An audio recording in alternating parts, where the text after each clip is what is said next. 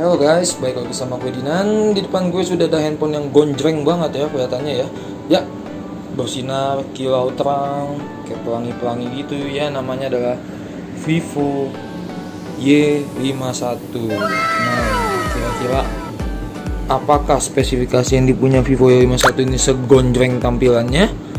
Ya, kalau pengen tahu tonton terus videonya ya. Pertama kita bahas dari handphone ini adalah desainnya. Untuk desainnya seperti yang tadi gue bilang ya, untuk warnanya nih gonjreng banget, mewah banget sih kelihatannya, dan hampir mirip-mirip X50.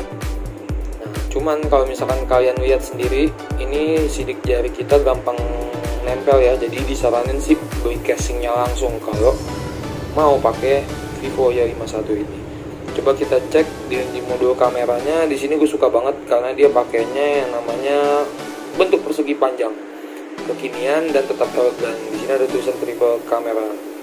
Nah, kalau misalkan di belakangnya kita lihat dia nggak ada bulat-bulat fingerprint ya, karena fingerprintnya dia di sebelah kanan barengan sama tombol power. Yang menurut gue pribadi sini lebih memudahkan ya kalau kita mau buka sidik jari daripada kita harus di belakang. Dan kalau di belakang kayak mengurangi tampilan juga ya, ada bulat-bulat di belakang menurut gue sih.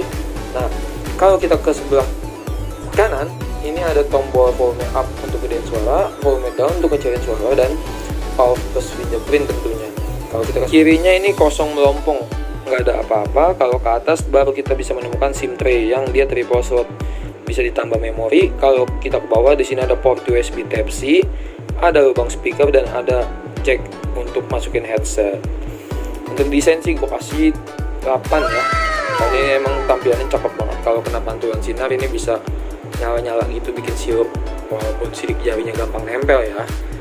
Nah, untuk layarnya sendiri kita bisa cek ya, ini layar IPS dengan ukuran 6,58 inch, resolusinya sudah Full HD Plus Ultra AMOLED screen. Nah, kalau misalkan untuk di atasnya kita bisa cek nih ada poni ya. Di sini dia nggak pakai yang namanya tompel-tompelan atau notch. Dia pakainya poni. Ya, mungkin Vivo punya pertimbangan sendiri kali ya market desain poni di tahun 2020 ini. Nah, coba kita kepoin. Kalau kita buka setting, kita bisa cek untuk spesifikasi lengkap dari Vivo Y51 ini. Mana tuh settingnya? Ah, ini dia. Kita bisa cek ya. Untuk RAM-nya di 8GB, internalnya 128GB, dan prosesornya dia pakai Snapdragon 665.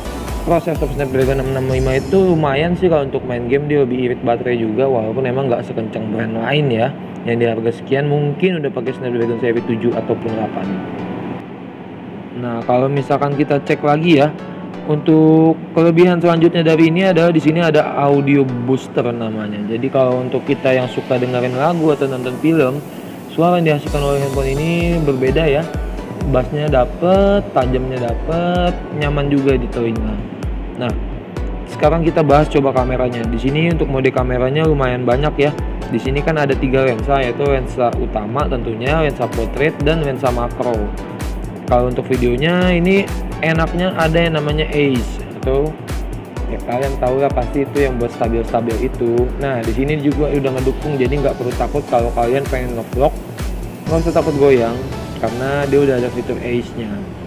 Nah, di sini ada juga time lapse, slow motion, di sini juga banyak banget. Nah, kalau misalkan kita cek ya, di sini ada HDR-nya juga.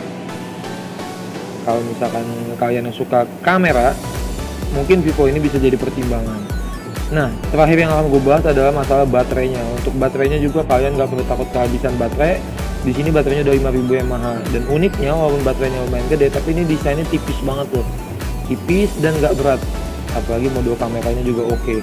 Pokoknya kalau kalian nyari handphone yang budgetnya nggak terlalu mahal tapi punya desain yang oke, Vivo Y51 ini bisa jadi pertimbangan buat kalian. Oke? Kalau misalkan suka videonya, kalian boleh like. Kalau nggak suka, kalian boleh untuk dislike videonya. See you, thanks, bye.